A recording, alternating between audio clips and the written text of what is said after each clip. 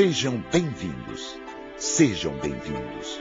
Acomodem-se e preparem-se para conhecer a história do pensamento contábil através dos tempos. Apertem seus cintos, pois vamos fazer uma viagem. Uma viagem pela fabulosa história da contabilidade.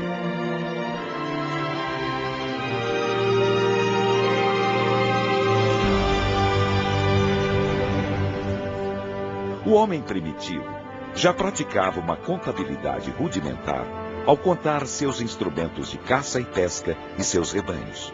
Mas foi na Mesopotâmia, região situada entre os rios Tigre e Eufrates, no atual Iraque, que foram encontrados os primeiros registros patrimoniais. O homem começava a registrar o seu patrimônio. Era a origem do diário. Os séculos passam. Surgem novas civilizações. Em torno do Baixo Nilo, nas planícies de inundação, a agricultura floresceu, e com ela um povo que deixou seu legado até os dias de hoje, os egípcios. O papiro, colhido às margens do grande rio, onde os escribas registravam os movimentos, eram os primeiros livros contábeis. Dos portos de Tiro e Sidom, os fenícios navegavam pelo Mediterrâneo, expandindo sua rede de comércio.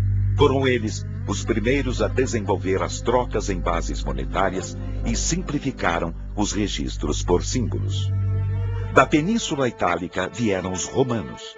Nascia o maior e mais desenvolvido império da antiguidade, que se expandiu por toda a Europa, norte da África e Oriente Médio, conquistando povos e nações, levando a paz romana e o que se pode chamar de um sistema jurídico de contabilidade organizado. Mas impérios nascem, crescem e morrem. E com Roma não foi diferente. Hordas de bárbaros invadiram a península. Os sons das batalhas ecoavam por todos os rincões. Era a queda do Império Romano.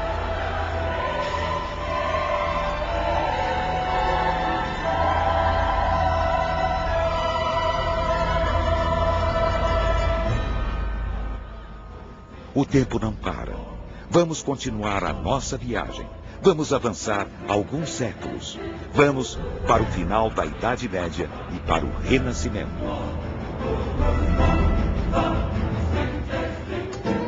Os árabes, ao invadirem a Península Ibérica, trouxeram obras manuscritas de contabilidade que muito influenciaram o comércio na velha Europa.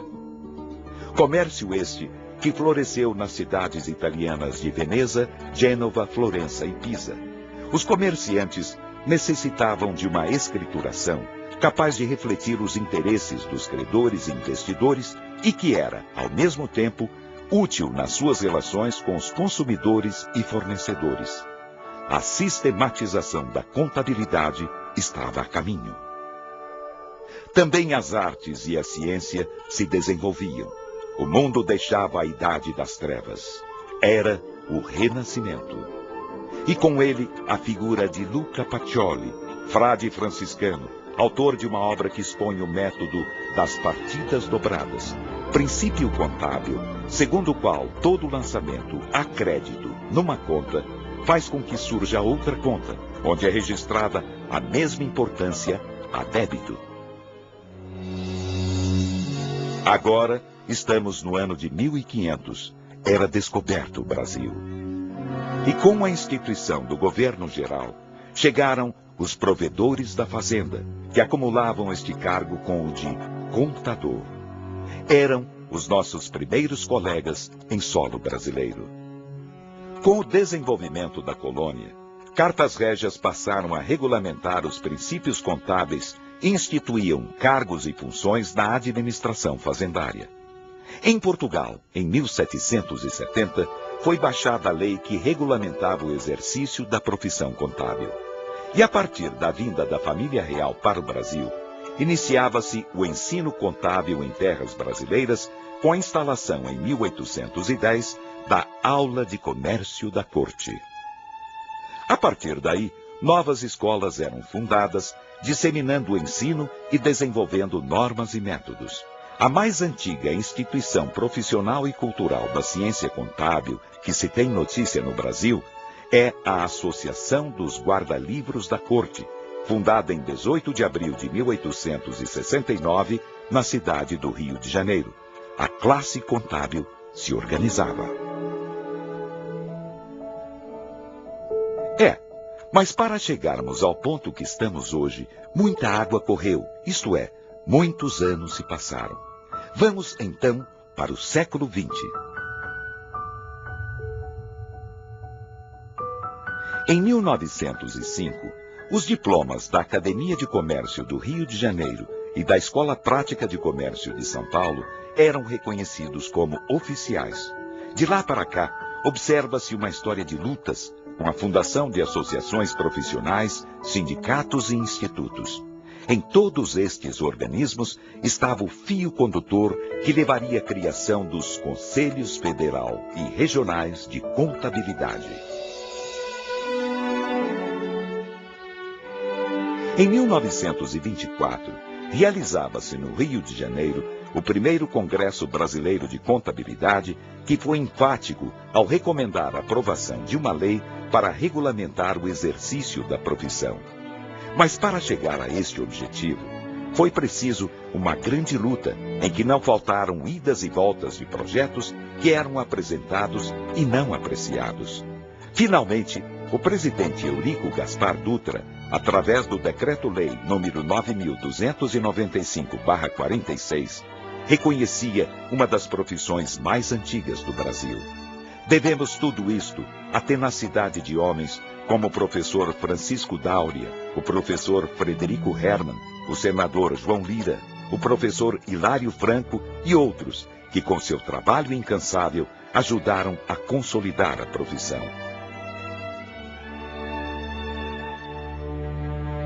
Mas o homem, no decorrer dos séculos, sempre fez uso de máquinas e instrumentos para o exercício de sua profissão, e com os contadores não foi diferente. O primeiro instrumento conhecido foi o ábaco, que surgiu cerca de 3.500 anos atrás. Palavra proveniente do grego ábax, que quer dizer contador. O primeiro modelo foi composto por varetas e pequenas bolas, sendo que a versão chinesa, desenvolvida por volta do ano 2600 a.C., se tornou a mais conhecida. Antigamente, os livros eram copiados à mão por monges nos monastérios medievais. Entre os anos de 1450 e 1455, Gutenberg criou a primeira prensa, que foi utilizada até meados do século passado para colar as folhas e gelatinas dos livros diários. A primeira máquina auxiliadora de cálculo apareceu em 1642 com o francês Blaise Pascal. Ao longo dos anos, o aparelho foi sendo aperfeiçoado, mas só em 1901 que Holcomb Ellis construiu a famosa máquina Ellis, precursora da máquina de contabilidade. Datilógrafo ou mecanógrafo. Este é o nome técnico da máquina de escrever, inventada em 1714 pelo engenheiro inglês Henry Mill. Em 1938, coube ao americano Gilden idealizar o primeiro modelo realmente viável, que foi industrializado a partir de 1873 nas oficinas da empresa Remington. De lá para cá, sua utilidade se firmou, mas com o advento de tecnologias mais modernas, as máquinas de escrever foram, aos poucos, substituídas por computadores.